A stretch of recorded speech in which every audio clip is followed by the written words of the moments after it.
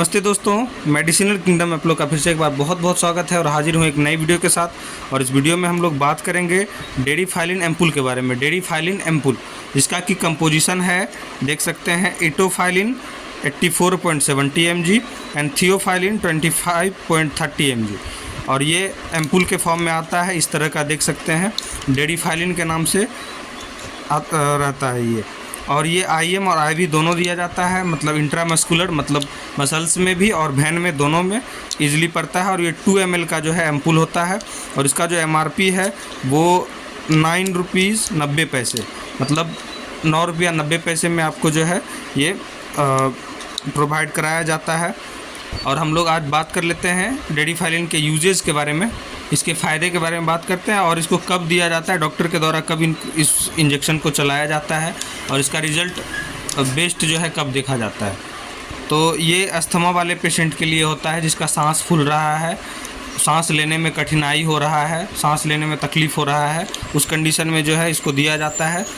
आसानी से सांस लेने में दिक्कत हो रहा है, मतलब सांस जो है अंदर नहीं जा पा रहा है या खींचने में दिक्कत हो रहा है या बाहर छोड़ने में दिक्कत हो रहा है, उस कंडीशन में जो है डेरिफाइलिन को दिया जाता है। और एटोफाइलिन एंड थियोफाइलिन जो इसमें मिला हुआ होता है, दोनों का काम है किसी भी तरह का अगर श्वसन नली में कंस्ट्रक्शन रहता है, मतलब जो है अगर श्वसन नली सिकुड़ गया हो या फिर म्यूकस के वजह से अगर जाम हो गया हो जिसके वजह से सांस लेने में तकलीफ़ हो रहा हो, तो उसको जो है ये सांस को आसानी से पास करने में मदद करता है, जिसके वजह से जो है डेरिफाइलिन इंजेक्शन को जो है दिया जाता है। तो इसको ज़्यादातर जो है अस्थमा वाले, निमोनिया वाले में ही यूज़ में लिया जाता है, सिर्फ अस्थमा वाले, निमोनिया वाले में। जिनको सांस लेने में कठिनाई हो रहा है, जिनको सांस लेने में दिक्कत हो रहा है, उनको ही ये डेरिफाइलिन एम्पुल दिया जाता है। और इसको जो है ये शेड्यूल एच ड्रग्स के अंतर्गत आता है, तो इसको बिना डॉक्टर के सलाह के या प्रैक्टिशनर के सलाह के जो है इस तरह के इंजेक्शन को नहीं लेना चाहिए। और इसका जो रूट है वो IM IV दोनों है, मतलब इंट्रावेनस और इंट्रामस्कुलर दोनों पड़ सकता है, मांस में भी पड़ सकता है और नस में भी पड़ सकता है। और इसको जो है किसी एंटीबायोटिक्स के साथ में भी मिला करके दिया जाता है, वो कंडीशन के अकॉर्डिंग डिपेंड करता है। और बच्चों में जो निमोनिया होता है उसमें भी डेरिफाइलिन को यूज़ में लिया जाता है। छोटे बच्चों में भी कम क्वांटिटी को जो है बांट करके उसके बाद जो है इसको बच्चों में भी यूज़ में लिया जाता है। डेरिफाइलिन के साथ में कॉमन इंजेक्शन जो इसमें मिक्स करके चलाया जाता है उसका नाम है डेक्सामेथासोन जो है। इसमें जैसे कि 2 ml ये है तो 1 ml डेक्सोना को उसमें मिला करके दिया जाता है, जिससे कि रिज़ल्ट और बेस्ट हो सके और जो इसका साइड इफ़ेक्ट्स वगैरह है उसको भी कम किया जा सके और शरीर पे दुष्प्रभाव ना पड़े, उसका भी रोकथाम के लिए उसको यूज़ में लिया जा रहा है। डेक्सोना मिलाने के बाद इसका जो प्रभाव है वो भी डबल हो जाता है, मतलब अच्छा रिजल्ट इसका बन जाता है। तो डेरिफाइलिन प्लस डेक्सोना जो है मिला करके, ज़्यादातर जो है डेरिफाइलिन के साथ डेक्सोना मिला करके ही दिया जाता है। मैक्सिमम टाइम आप देखिएगा कि मिला के ही दिया जाता है।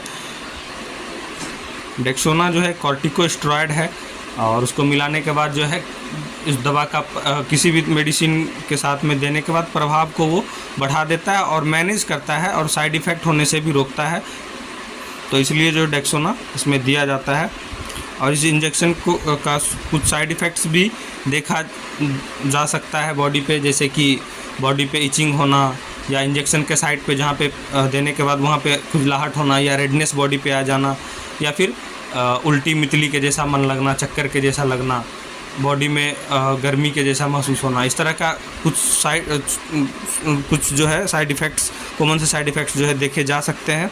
और ये साइड इफ़ेक्ट्स अगर आपके शरीर पे लंबे समय तक रहता है तो आपको डॉक्टर से मिलना ज़रूरी है। और अगर कुछ समय में ठीक हो जाता है तो ये जो है कोई बड़ी गंभीर समस्या नहीं हो सकती है। तो इसीलिए इस तरह के इंजेक्शन्स को या कोई भी दवा को जो है डॉक्टर के प्रिस्क्रिप्शन के बिना इस्तेमाल नहीं करना चाहिए। मेरा काम है आप लोग को सही जानकारी देने का जो है। तो उम्मीद करते हैं ये थियोफाइलिन एटोफाइलिन जो इंजेक्शन है डेडिफाइलिन के नाम से, इसके बारे में आप लोग को कंप्लीट इन्फॉर्मेशन मिल गया होगा। आप लोग समझ चुके होंगे कि क्यों दिया जाता है और कौन से पेशेंट में ज़्यादातर इसको यूज़ में लिया जाता है। तो अस्थमा वाले पेशेंट में, न्यूमोनिया वाले पेशेंट में, जिसको सांस लेने में श्वसन संबंधित कोई भी समस्या, रिस्पायरेटरी ट्रैक्ट में अगर दिक्कत है, सांस लेने में दिक्कत हो रहा है, सांस को खींचने में दिक्कत हो रहा है या सांस को छोड़ने में दिक्कत हो रहा है, तो उस कंडीशन में जो है इसको दिया जाता है, जिसकी वजह से जो है ब्रीदिंग प्रॉब्लम दूर हो सके। तो और इसके साथ में जो कॉमन इंजेक्शन मिला के दिया जाता है वो डेक्सोना के साथ में इसको ज़्यादातर दिया जाता है। एंटीबायोटिक्स भी इसमें मिला करके दिया जा सकता है, जैसे बहुत सारे कंडीशन में जो है सेफ्ट्रिएक्सोन मिला के पड़ता है, सिपोटैक्सिम मिला के पड़ता है, सेफ्ट्रिएक्सोन सल्बेक्टम मिला के पड़ सकता है, तो इस तरह का, या सिफेपाइम मिला के पड़ सकता है। तो वो डिपेंड करता है कि समस्या अगर लंग्स इन्फेक्शंस वगैरह किन्हीं को रहता है, फेफड़ों में इन्फेक्शन है, तो उसके साथ में इसके साथ में जो है सांस लेने में तकलीफ़ है तो फेफड़े में इन्फेक्शन हो जाता है, तो उस कंडीशन में क्या होता है कि जो है उसमें एंटीबायोटिक्स को मिला के दिया जाता है, इसके साथ में एंटीबायोटिक्स भी चलाया जाता है, जिससे कि इन्फेक्शन भी ख़त्म हो सके और सांस लेने में दिक्कत जो हो रहा है वो भी दूर हो सके, इसीलिए इसमें एंटीबायोटिक्स को मिला करके दिया जाता है। तो उम्मीद करते हैं ये डेडिफाइलिन के बारे में कुछ छोटा सा जानकारी आप लोग को मिल गया होगा, आप समझ चुके होंगे कि क्यों और कैसे इसको दिया जाता है। तो वीडियो को लाइक करके, चैनल को सब्सक्राइब करके और वीडियो को शेयर कर दीजिएगा। इस तरह का वीडियो मैं आप लोग के बीच हमेशा से लाता रहता हूँ। मिलते हैं आप लोगों से अगले वीडियो में, तब तक के लिए जय हिंद, जय भारत, वंदे मातरम।